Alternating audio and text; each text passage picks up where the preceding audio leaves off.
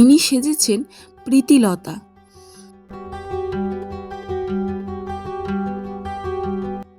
ইনি সেজেছেন রোমের কৃতদাস।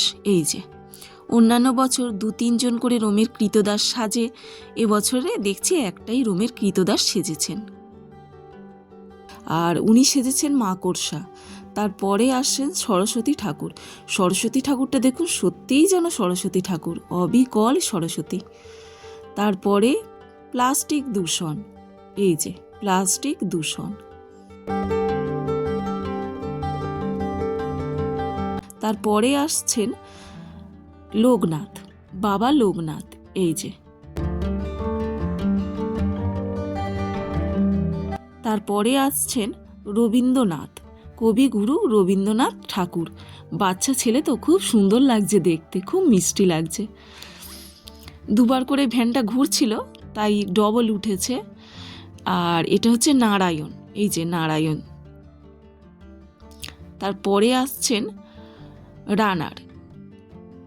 অনেক পুরানো দিনের এই রানার, ওনারা মনে রেখেছেন, তুলে ধরেছেন, এটাই অনেক, সত্যিই অনেক।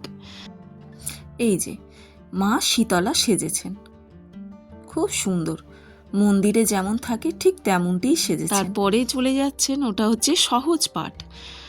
ছোটবেলায় আমরা যে বই পড়েছি সহজ পাঠ, সেই সহজ পাঠ। Golden statue Paris. এই যে অপূর্ব সুন্দর লাগছে দেখতে।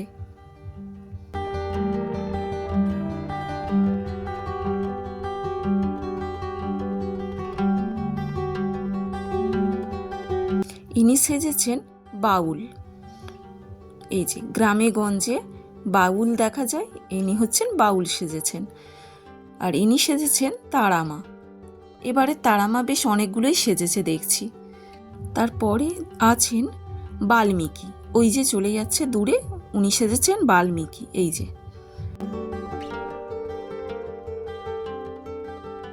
ইনি সেজেছেন কৃষ্ণের বসন চুড়ি। এই যে বাচ্চা মেয়েটি কৃষ্ণ সেজেছেন, কৃষ্ণের বসন চুড়ি।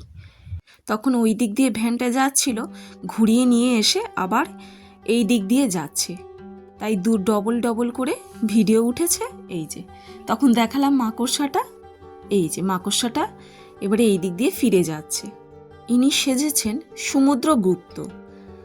কি অসম্ভব সুন্দর দেখুন, ইতিহাসের পাতায় যেমনটি ছবি থাকে ঠিক তেমনটি। তারপরে আছে বলরাম। এই যে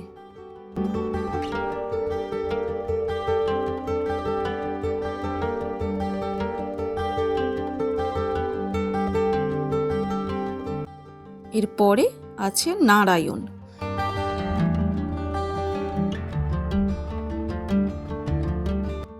এরপরে এই যে অর্ধ নারীশ্বর, অর্ধেকটা নারী আর অর্ধেকটা পুরুষ সেজেছেন, খুব সুন্দর লাগছে।